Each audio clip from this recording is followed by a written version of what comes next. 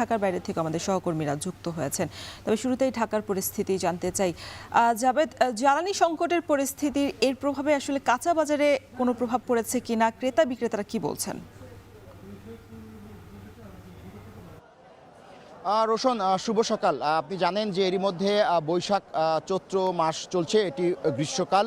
এই গ্রীষ্মকাল বেশ উষ্ণতম একটি মাস চলতি বছরের।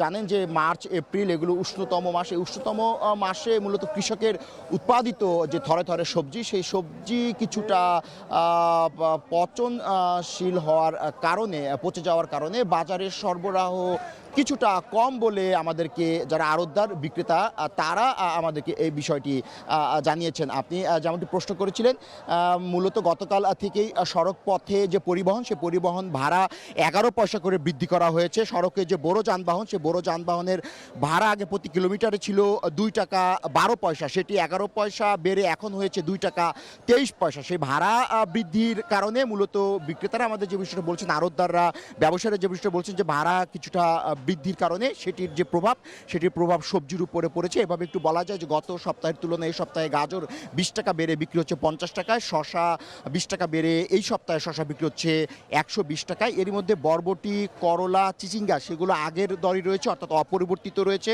দর স্থিতিশীল এভাবে বলা যায়। তবে সরবরাহ সামনে আরও বাড়বে বলে কিন্তু বিক্রেতারা আমাদেরকে জানিয়েছে। ক্রেতাদের সঙ্গে কথা বলেছি, ক্রেতারা যে বিষয়টি বলছেন যে মোটামুটিভাবে ঢেঁড়স, বেগুন, চিচিঙ্গা, এছাড়া মিষ্টি কুমড়া এগুলো ক্রয় ক্ষমতার মধ্যে রয়েছে এবং অপরিবর্তিত রয়েছে দর।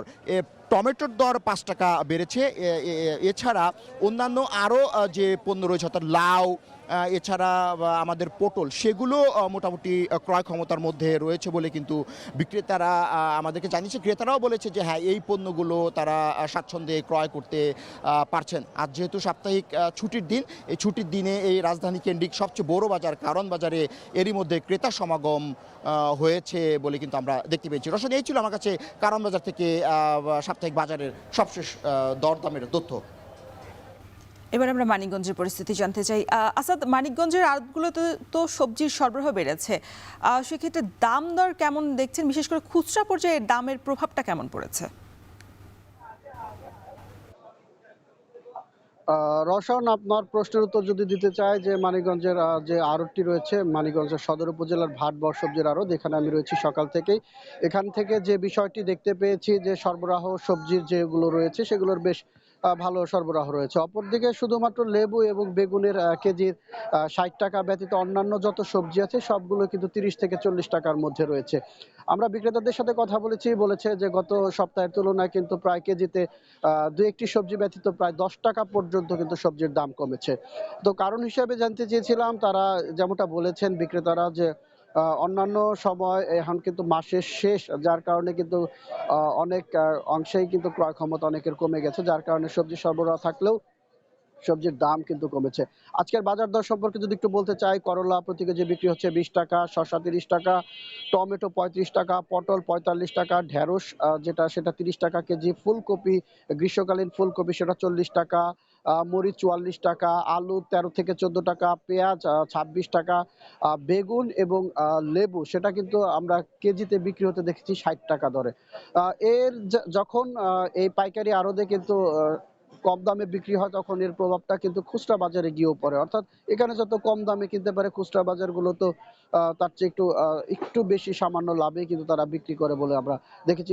মানে এখান থেকে বাজারের দূরত্ব যত বেশি হয় খুচরা বাজারে, তখন দেখা যায় যে 5 থেকে 10 টাকা 12 টাকা পর্যন্ত কিন্তু সেগুলো আরেকটু বেশিতে বিক্রি হয় খুচরা বাজারগুলোতে। অপরদিকে আমরা কথা বলেছি কৃষকদের সাথে, তারাও বলেছে যে মোটামুটি এখন যে সপ্তাহের আগে যখন বেশ কয়েকটা ঝড়ো বৃষ্টি ছিল, যার কারণে কিন্তু সবজি ক্ষেতগুলো অনেকাংশে ক্ষতিগ্রস্ত হয়েছিল। এখন গরম থাকলেও কিন্তু দেখা গিয়েছে যে সেই ক্ষতিটা হওয়ার সম্ভাবনা নেই, এমনটাই কিন্তু তারা বলছেন। অপরদিকে যে এই যে সবজির আড়তগুলো রয়েছে, সেই সবজির আড়তগুলোতে কিন্তু দেখা গিয়েছে যে পার্শ্ববর্তী গ্রাম থেকে আসে, যার কারণে কিন্তু তেমন পরিমাণ খরচও কিন্তু তাদের বাড়েনি। তো এই ছিল আমার কাছে সবশেষ সংবাদ। দর্শক, এবার আমরা একটু মাছ বাজারের পরিস্থিতি জানতে চাই। বিশ্বজিৎ, বাপি, আপনি জানাবেন যে মাগুরায় মাছ বাজারের সরবরাহ কেমন দেখছেন, বাজারগুলো তার ক্রেতা উপস্থিতি কেমন ছুটির দিনে?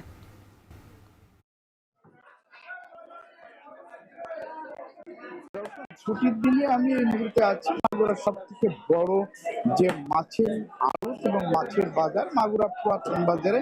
এখানে সকাল থেকেই কিন্তু ক্রেতারা ভিড় জমিয়েছে, কিন্তু তাদের যে কাঙ্ক্ষিত মাছ তারা কিন্তু এখনো কিন্তু পাচ্ছে না, যার কারণে কিন্তু ক্রেতারা বেশ হতাশ হয়েছে। তা আমরা যদি মাছের দামের কথা বলি, আজকে যে মাছ গত সপ্তাহে যে রুই মাছ বিক্রি হয়েছিল 300 থেকে 350 টাকা, যেটি ছোট, এটা 3 কেজি থেকে 3.5 কেজি ওজনের, এই মাছগুলো কিন্তু আজ বিক্রি হচ্ছে 100 টাকা বৃদ্ধি পেয়ে 400 থেকে 450 টাকা, এবং 5 কেজি ওজনের যে রুই মাছ রয়েছে সেগুলো কিন্তু বিক্রি হচ্ছে 500 থেকে 550 টাকার মধ্যে। সব থেকে যে ঘাটতি পড়েছে দেশীয় মাছ, যেটি স্থানীয় যে নদী নালা খাল বিল রয়েছে, সেই নদী নালা খাল বিলের যে পুঁটি, ট্যাংরা, শিং মাছ, কই মাছ, এই মাছগুলো কিন্তু দাম কিন্তু বেশ 3 গুণ বা কোথাও কিন্তু 4 গুণ রয়েছে। আপনার যদি ছোট চিংড়ি মাছের কথা বলি, যে চিংড়ি গত সপ্তাহে বিক্রি হয়েছিল যেটা 900 টাকা করে কেজি, আজ কিন্তু বাজারে সেই ছোট চিংড়ি বিক্রি হচ্ছে প্রায় 1300 থেকে 1400 টাকা করে কেজি। তো এই যে ছুটির দিনের যে ক্রেতা সমাগমে কিন্তু বাজার গড়ে উঠেছে, এবং যার কারণে মাছের যে সরবরাহ, সেই সরবরাহ কিন্তু একদমই কম রয়েছে। প্রত্যেক সপ্তাহে যে ব্যবধানে, গত সপ্তাহে এই বাজার থেকে 100 থেকে 120 টন মাছ কিন্তু এই বাজারে আসছে, সেটা আজ কিন্তু 50 থেকে 60 টন মাছ কিন্তু মাত্র এই বাজার থেকে এসেছে। ব্যবসায়ীদের সাথে কথা বলেছি, তারা যেটা জানিয়েছে, খাল বিল নদী নালা পর্যাপ্ত পানি না থাকা এবং পানি কমে থাকে, কিন্তু এই মাছের কিন্তু বেশ আকাল দেখা দিয়েছে। তো সবকিছু মিলিয়ে মাছের সরবরাহ কম, ক্রেতা বেশি, যার কারণে মাছের দাম কিন্তু বেশ বেশি রয়েছে। এই ছিল মাগুরা মাছের বাজার থেকে সর্বশেষ দর্শন। বাজার পরিস্থিতির খবর জানাচ্ছিলেন আমাদের সহকর্মীরা। এখন বাজারে সময় হলো একটা বিরতির, ফিরছি একটু